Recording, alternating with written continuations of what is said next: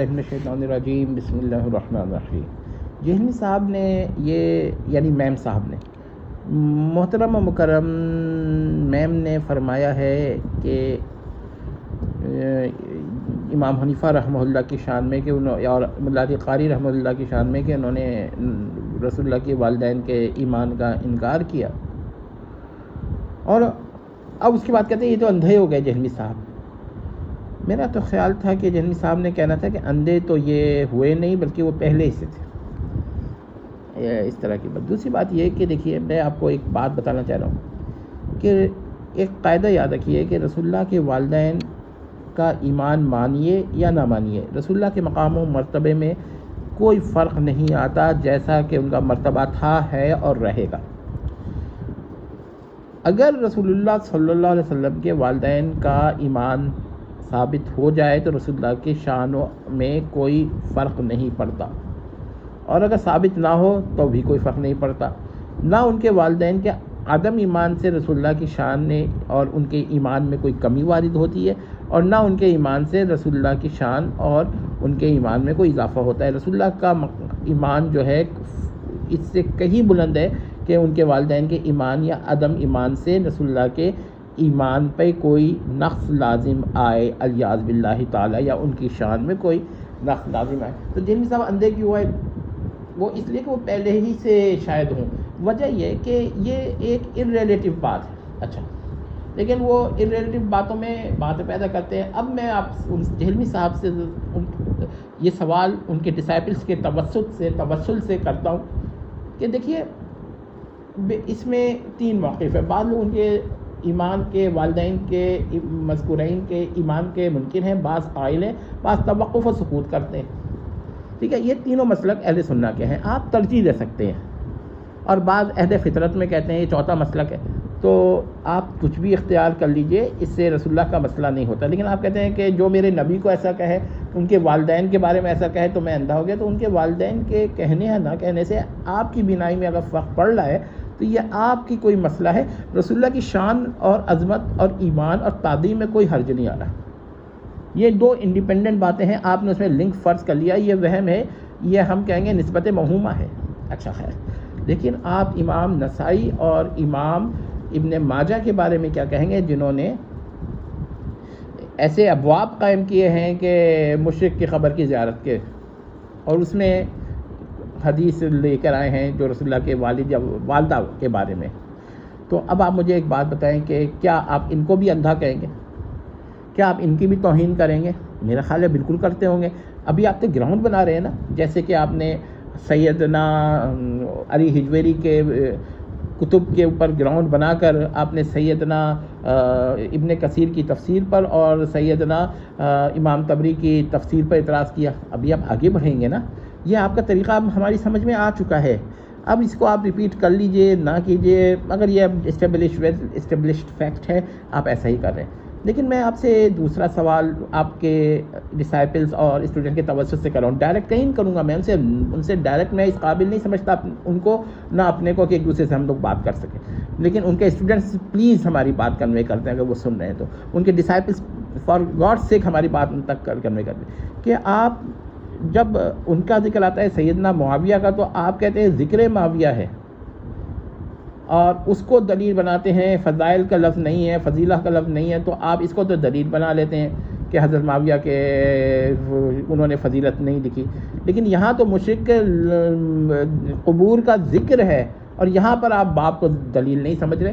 اس تضاد بیانی، دو موقف ہونے کا، اس کو ہیپوکریسی کہیے یا یہ کہیے کہ عدم صفائی اور بے اصولی، جو آپ الفاظ کہنا چاہیے کہہ لیجئے، کہ ذہنی طور پر یہ بے اصول ہیں، یا یہ بے اصولی آپ لوگوں میں پیدا کر رہے ہیں کہ آپ ہر بات کو ان کے تسلیم کرتے چلے جائیے۔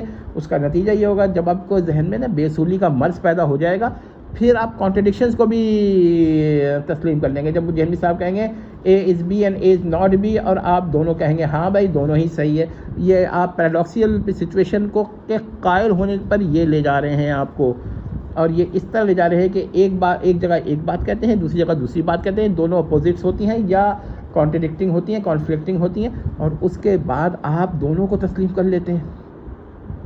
اب دیکھ لیں نا، اگر تھوڑا سا بھی آپ کو ریشنلی دیکھیے، کریٹیکلی دیکھیے، کیا کہتے ہیں لاجیکلی دیکھیے اور انٹلیکچولی دیکھیے کہ ایک جگہ محترم فرما رہے ہیں کہ بخاری شریف میں ذکر کا لفظ ہے حضرت معاویہ کے لیے، فضیلہ کا لفظ نہیں ہے، تو پھر یہ فضیلت کے لیے نہیں ہے. سمجھ گئے بات کو؟ کیونکہ وہاں پر ذکر کا لفظ ہے، یہ دلیل ہے. تو اس کا مطلب یہ ہوا کہ جو عنوانات ہیں نا، یہ ہیڈنگس ہیں، یہ بڑی اہمیت رکھتی ہیں. ذکر کا لفظ نہیں تو جو روایت ہے وہ فضیلت، ذکر کا لفظ ہے تو روایت جو ہے اس کے اندر ذکر کی ہے، فضیلت کی نہیں ہے. لیکن جب یہی بات امام دیگر ائمہ کے بارے میں آتی ہے، امام ترمذی کے بارے میں آتی ہے یا کسی اور کے، تو ان کا موقف بالکل ہی ڈیفرنٹ ہو جاتا ہے. یعنی وہاں پر جو ہیڈنگ ہے وہ تسلیم نہیں ہوتی، اور کیا چیز تسلیم ہو رہی ہوتی ہے؟ نان ہیڈنگز جو ہے، یعنی کہ اپنی طرف سے کہ بھئی یہ تو نہیں ہے، وہ تو نہیں. اس کا مطلب ہے کہ یہ ذہن میں ڈال رہے ہیں کہ جہاں پر وہ جہلمی صاحب کو ہیڈنگ کو کہہ دیں کہ یہ اہمیت رکھتی ہے، وہاں پر آپ مان لیں، جہاں پر کہہ دیں ہیڈنگ اہمیت نہیں رکھتی، وہاں پر آپ نہ مانیں. ٹھیک ہے نا؟ یہی بات ہو گئی. اب میں آخر میں بتاؤں، یہی وہ چیز ہے جس کو ہم کہہ رہے ہیں کہ یہ جہلمی صاحب اپنے اقوال کو وحی الہی سے اوپر قرار دیتے ہیں، کہ جہاں پر جو چاہے کہہ دینا آپ نے وہی مان لینا ہے، ان سے ہٹ کر نہیں سوچنا، نہیں یہاں پر آپ غلط کر رہے ہیں، وہاں پر آپ غلط کر رہے ہیں.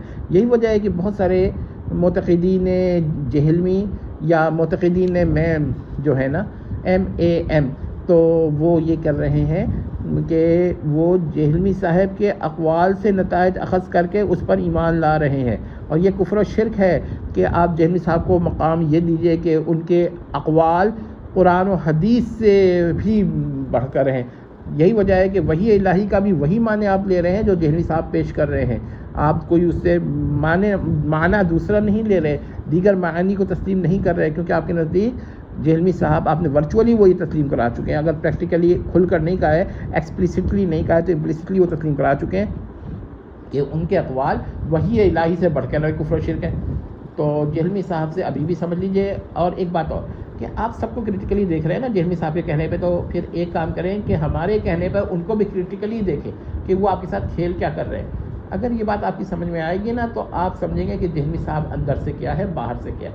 اور اگر آپ یہ بات نہیں سمجھ پائیں گے تو پھر اس کا مطلب یہ ہے کہ جہلمی صاحب آپ کے ایمان سے کھیلیں گے اور آپ کا ایمان جو ہے نا صفر کر کے جہنم میں داخل کرنے والا آپ کو بنا دیں گے. بہرحال یہ یاد رکھیے گا، شاید جہلمی صاحب جو ہے نا وہ کچھ ذہنی طور پر ان کے ساتھ مسئلہ ہے. اگر آپ کہیے کہ نہیں یہ ایسا نہیں کہنا چاہتے، بس ہو جاتا ہے ان سے، تو وہ اتنی دفعہ کر چکے ہیں نا کہ اب یہ کھیل نہیں چلے گا. اصل میں جہلمی صاحب کو اندازہ ہی نہیں تھا کہ ان کے یہ جو کھیل، یہ جو ٹرکس، یہ جو ان کے میتھڈز ہیں نا، یہ لوگ اس طرح پکڑ لیں گے. اب پکڑ میں آ چکے ہیں. تو اس کا مطلب ہے کہ جہلمی صاحب کا کیا کہتے ہیں، اس سے بڑھ کر کیا دھوکہ ہو سکتا ہے. تو ایسا دھوکے باز آدمی سے تو بہتر ہے، میں تو ابھی بھی یہ سمجھتا ہوں کہ ایسے دھوکے باز آدمی سے بہتر ہے انسان جو ہے نا وہ کسی اور ہی کیا کہتے ہیں خود ہی سے جہلمی صاحب سے بھی انڈیپینڈنٹ ہو کر یہ غور و فکر کرنا شروع کرے، مگر جہلمی صاحب کے اثرات کے بغیر. وجہ یہ کہ جہلمی صاحب نے جس قسم کا دھوکہ دیا ہے، وہ اگر آپ اس کو دھوکہ نہیں سمجھ رہے ہیں نا، تو اس کا مطلب ہے کہ آپ کے ذہن میں کوئی مسئلہ انہوں نے پیدا کر دیا ہے، جس کا واقعی افسوس کے ساتھ کوئی تدارک فی الحال میرے پاس نہیں ہے، سوائے اس کے کہ اس قسم کے مرض کا تو کوئی علاج ہی ہونا چاہیے. والسلام تمت.